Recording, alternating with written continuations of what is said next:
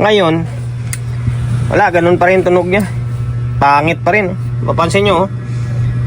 May sumasabay talaga dito na signal, oh. Dapat wala yan, eh. Diba? Basag.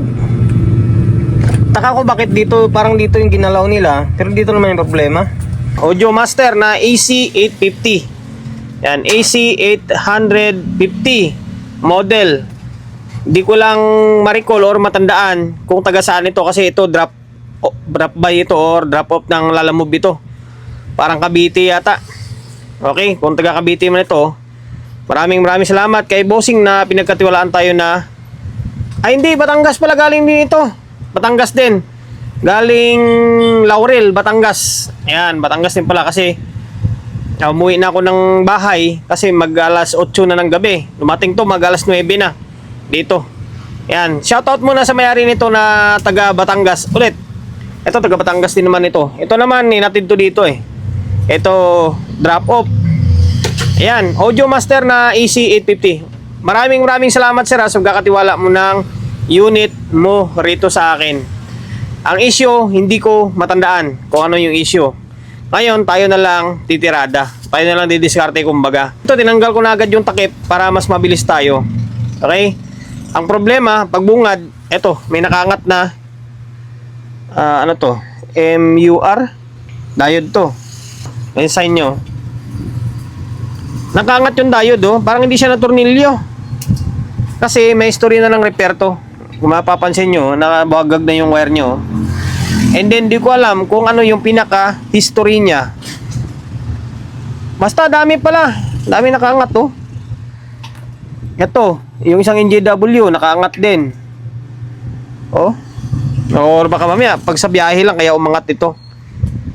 Yan, madouble check pala natin lahat ito.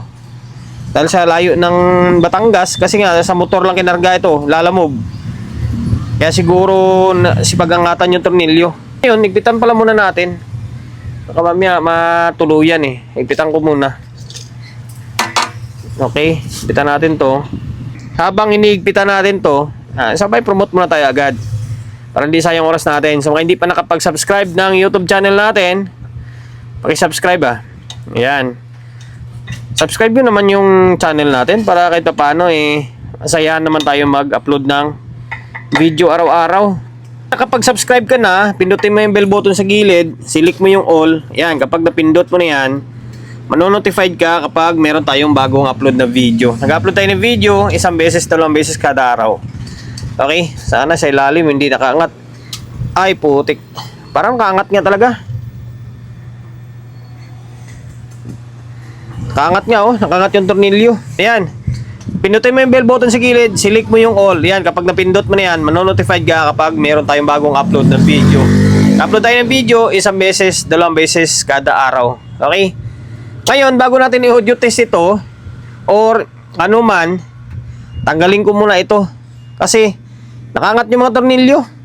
Yan, nakaangat din dito. Mapapansin nyo, kita yung tornilyo, nakaangat to. Tanggalin ko muna ito. Ito, tingin ko hindi pa na-repair to or hindi pa naangat kasi nakatali pa siya. Ito, mukhang nakalkal na. Okay, kalasin ko muna yung board. Kalas natin yung tornilyo, hindi naka-hang up na ito. Kung mapapansin mo, halos parehas. Dito na side sa dulo, ito maluwag din to. Ito, maluwag din, oh. Dulo-dulo. Parang hindi naman lumuwag yan dahil sa biyahe. Parang sinadya talaga siya. Ayan, igpitan na lang natin. Hindi ko alam kung anong pinaka problema nito. Bakit ganito? Binala rito or bakit nihang ito? Diba? Bakit nakahang ito? Tapos dito, nasilip ko sa kabila eh. Sa kabila kasi may sapin din. Drive kasi ito. Tapos lahat ay wala na siya sapin. Naka collector ground. Tignan lang natin to. Okay. Yan, magpit na yan ha. Magpitan pa natin lahat to. Baka mamaya lumuwag lang. Hindi eh, maigpit talaga siya oh. Kasi sa factory, panang tirada dito yung air tool eh. Ayan. Nagpitan na. Dulo-dulo talaga siya oh. Ngayon, ito naman isa. Iangat natin to. Wala talaga oh. Naka-intact pa rin to. Naka-intact dito sa kabila eh. Ito lang talaga. Tingnan ko kung itong klaseng design is naka-fix bias na ito. No need na i-bias pa kasi naka-fix na siya. Pa-design ng pa-design ng crown. Okay. Ngayon, lagyan natin ng audio agad. Lagyan natin ng audio. Tapos okay, speaker. Para in case may audio man siya, hindi ano lang gagawin natin dito? Wala na. Kailang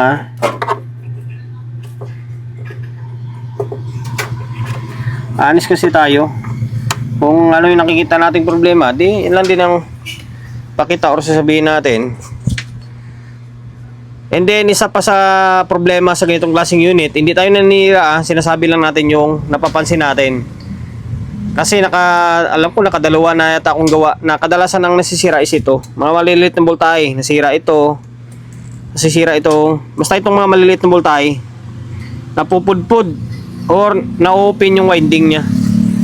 Okay, sa ito naman, hindi naman bumigay eh. Hindi pa, sa ngayon siguro.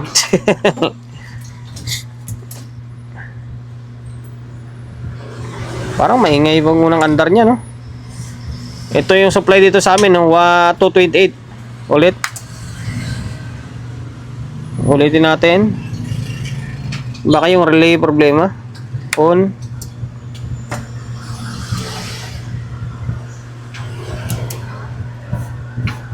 Parang may feedback yung dating niya. Okay. Working. Wala tayong makitang sira.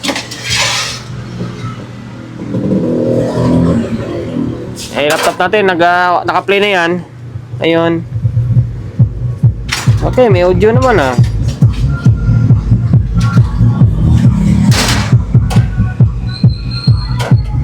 Okay.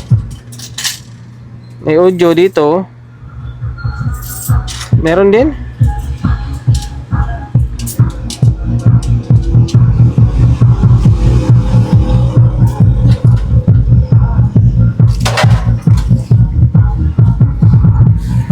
Okay, meron din naman itong fan. Malulus lang siguro. Unang gagawin natin dito ay contact cleaner muna natin yung mga switch niya. Patakan natin ng contact cleaner to. Galaw-galawin natin. Tingnan natin kung magiging normal yung tunog niya. Kapag pangit pa rin tunog, meaning may ano tawag nito? Yung maring nasa amplifier stage yung problema or maring nasa IC. Pero normal yung bias eh. Pag normal yung bias, good yan, good yung amplifier. Maring yan lang sa may OP amp lang talaga or sa may input buffer nya. Ngayon, lalagyan ko muna ng ng contact cleaner tapos galaw-galawin natin. Naglagay na ako ng contact cleaner. Ang problema ay may problema pa rin. Ayaw pa rin, ganun pa rin yung tunog niya. Ginalaw-galaw ko na yung mga switch, ganun pa rin. Tapos, inisip ko baka sa control.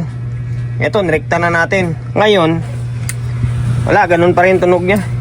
Pangit pa rin. Mapansin nyo, may sumasabay talaga dito na signal, Dapat wala yan, Diba? Basag. Taka ko bakit dito, parang dito yung ginalaw nila, pero dito naman yung problema. Okay. Wala. Yung audio tracer ko nasira na. Try ko makahanap ng pwedeng gawing audio tracer, Wala tayong audio tracer na lang. Kuha natin to, trace natin kung saan galing yung pangit na tunog niya. Baka mari dito sa may input buffer. Kung input buffer naman, isa lang naman yung IC gamit, Yan, pwede naman natin palitan diretso yan. Diba? Okay, wala tayong audio tracer. Sige, diretso na tayo rito. Gagawin natin, palitan natin tong IC. Tingnan natin kung may pamalit tayo niyan. TL074 yata yan. Alasin ko na lang itong back panel. Tingnan natin kung may pamalit tayo ng IC. Baka dyan lang galing yan.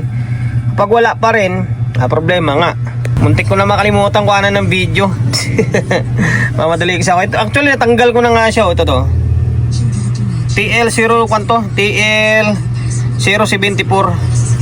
Ayan, pinalta natin. May stock naman tayo eh. Ayan to, bago to. May mga stock tayo nito, TL074. Okay? Ayan, ito hinangin ko na lang to. Mano-mano lang yung paghinang ko ito. Hindi naman ako magamit ang hot air eh. Ayan, TL074. Yan. Okay. Ngayon, kakargahan ko lang ng hinang to kasi dalawang paa pa lang yung hininang natin. Dito, tsaka dito. Kumbaga pundo pa lang.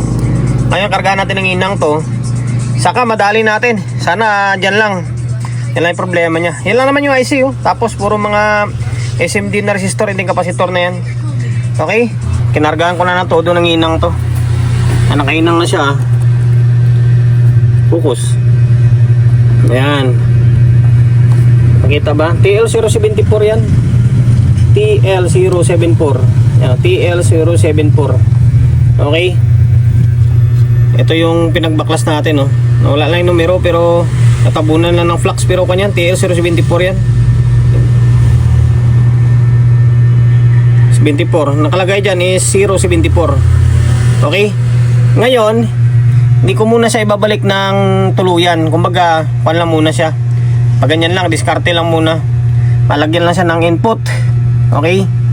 Para malaman natin kung magiging good siya or may problema pa. Mas madali kasi itong IC lang, oh, nag-iisa lang yung papalitan. Okay? Ngayon, switch on natin. Tapos dito pala, binalik ko muna yung control. Binalik ko dyan sa may sakit ng control mismo. Tanggal natin sa may tweezer. Ayan, nag-normal na siya. Yung laptop natin gumagana. Wala lang speaker na nakakabit muna.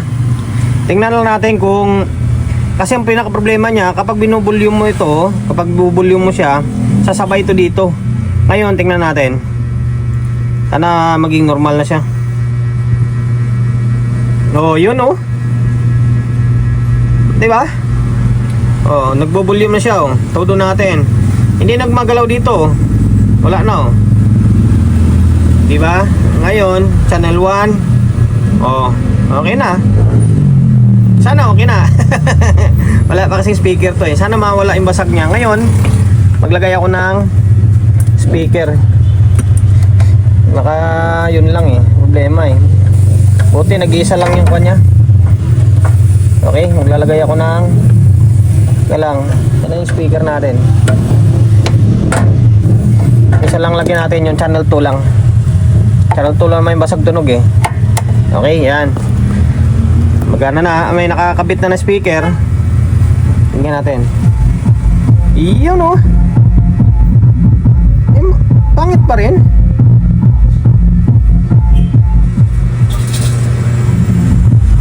Pumangit pa rin ah. Tingnan natin yung speaker niya. Pag may speaker lang ba? Tingnan. Ay oo. Pag walang speaker, okay. Ganon.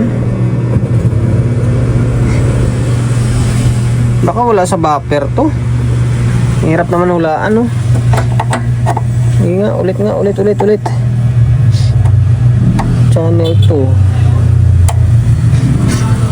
Sige nga. Bumabasag siya pag may speaker oh.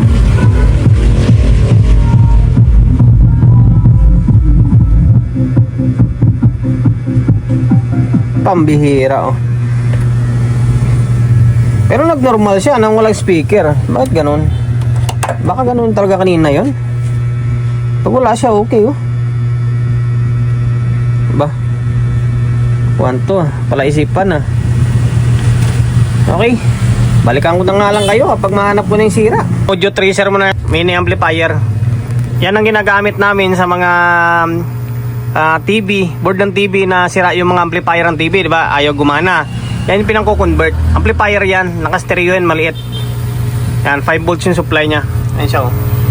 Ito yung speaker, yung dati nating audio tracer. Ayan, naka-ground na siya. Ngayon, tinanggal ko papunta dito sa may amplifier stage. Tinanggal natin ah. Ayan, nakahang to. Ito, ayan, nakahang siya. Ngayon, tusok tayo ah. Okay, dito Medyo mahina lang siya. Tapos eto, out to papunta sa may amplifier. Meron. Kasi yung dalawa na yan, tatlo na yan, ground, ito in, signal, ground, tapos negative supply, positive supply. Papunta sa may OP amp nya. Ngayon, ay naka-volume siya. Parang good naman yung audio. Wala naman ingay. Ba? Baka sa amplifier ang problema nito. Nyeta talaga oh. Kailangan suyurin natin. May IC pa pala dito. Check ko tong IC. Baka sira yung IC. May IC pa pala siya dyan oh. Sa loob oh. Tayo natin yan. Yung TL072 siguro yan o 5532. Ngayon, tanggalin ko muna. Double check natin. Kaya na natin tong board ng channel 2. Ito to. Try natin itong palitan naman ulit. TL072 to eh. Yan, TL072. Halos paras lang naman sila ng 5532 nito. Okay. Ang gagawin natin dyan, katirin na lang natin. Ganun din naman eh. Kesa magbaklas pa tayong buo. Ang hirap pa naman ni Kato dahil double sided. Hirap paklasin. Pamalit naman tayo eh. Ito lang oh. Yan. Okay. Ngayon, pigtasin na lang natin. Sana madali na to dito. Pag hindi, naku. Sa totoo lang guys, mas mahirap gawin yung ganito. Yung mag-audio trace ng ganitong problema. Medyo masakit sa ulo to. Kala ko na yan, nadali na agad dito. Hindi pa pala. Okay, TL072. Palitan natin to. Hinang na natin to. Pinuputol ko na yung video para hindi na humaba. Ayan o. Discarding tamad lang oh. Ito yung pinutol natin kanina. Wala na yung paa oh. Wala na yung paa nya. Okay, yan oh. TL072 yan. Yan. Diba? TL072. Kaysa magbaklas ka ng buo nito, ang daming tornilyo, ang daming mong babaklasin. Kung kaya namang katingin tapos patong lang, pwede naman, di ba? Bakit hindi? Dami ko nang ginagawang ganyan diskarte or lagi ko naman ginagawa, okay naman. Diba? Nasa diskarte na lang yan. Ang importante, maayos mo siyang maikabit, maayos yung mahinang mo. Walang problema doon, di ba? Same lang yan sa kung babaklasin mo. Ayan, oh. Okay, ngayon, ay balik na natin ulit yung mga kable. Sana naman tumino na. Pag hindi pa rin yan, puta, laking problema pa ito. Kasi pinalitan na natin yung IC sa loob. Pinalitan natin to, tapos hindi pa rin gumana. Naku, kamot ulo tayo nito. Ngayon, switch on natin. And then pala guys yung IC may kwan yan, may sign. Kung saan yung may butas, diyan din nakatutok yung butas niya. Tulad yan dito. Yan, parang may pingas na yan. Diyan din nakatutok yung parang may butas dun sa may guhit na puti. Hindi pwedeng magkabaliktad kayo. Pag nagkabaliktad yan, hindi gagana, and then masusunog or masira kasi magkakabaliktad yung supply. Okay? Ngayon, laptop natin gumagana yan. Ito, binalik ko na ulit yung dalawang speaker. Tapos ito, hindi pa naman nakatornilyo to. Nahirapan kasi ako ipwesto eh. Ayan. Tapos naka-stereo mode tayo. Kanina kapag may speaker, pansya ay maingay yung tunog niya. Ngayon, dito agad pihitin natin. Mira. Yun. Parang kanina lang natuwa tayo dahil nawala yung ilaw dito eh. Pero nung may speaker maingay pa rin. Ngayon ito may speaker na ito nakakabit. Yun oh. Ito guys, itong design talaga nito, hindi siya ganun kalakas. Lalakas to kapag may processor ka. Pag ganito, hindi ganun siya kalakas. Yun oh.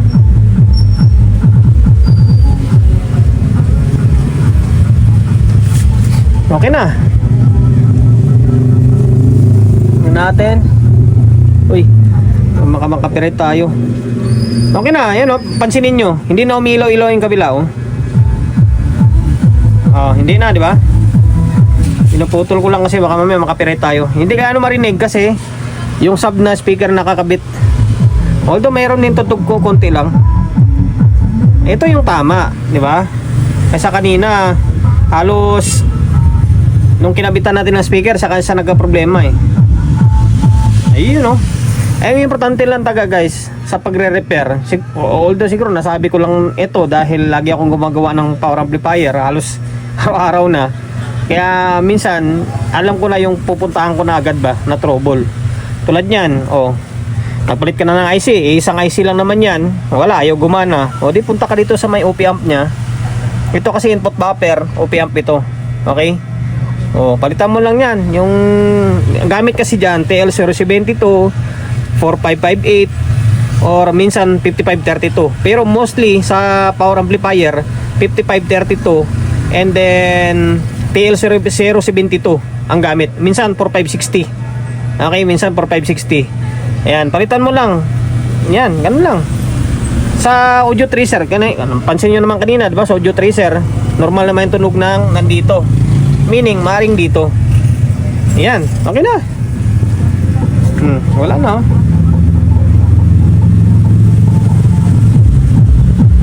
Sa pangbuti, nadala sa pangalawang IC.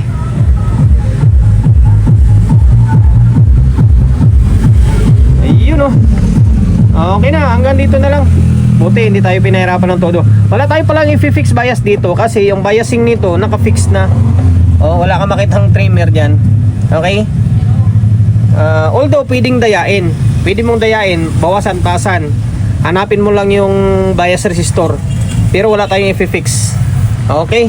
Sana nakapagbigay idea ulit tayo. Kung naman, ibang trouble naman ng Audio Master ito. Yung Audio Master na tanggap ko na dalawa, yung AC850 ba yun o 650? Ang trouble naman noon, kadalasan walang display dito. Walang display, nasisira yung ito, mga maliliit na voltahe. Or minsan ito nasisira. Sana hindi makaganito yung unit na to. Ayan lang guys, sana nakapagbigay idea tayo. Kung ma-encounter nyo itong ganitong klaseng unit, ganitong trouble, palitan nyo lang. Pwedeng dumiretso na kayo kaagad dito sa may TL072 na wag nyo nang pansinin sa may back panel. Itong 074 naman, good ito. Ibabalik ko ito or itatabi ko to. Good to, walang problema to. Sayang naman. Ayan, balik natin. Okay. Sir ng taga Batangas. Sunod-sunod, dalawang unit ngayon. Taga Batangas yung gawa natin. Bali, tingin ko, okay na to. Okay na tong Audio Master mo. Although, i-obserbahan ko pa naman ito. Okay na itong Audio Master mo. Maraming salamat sa pagkatiwala mo rito sa unit mo sa akin.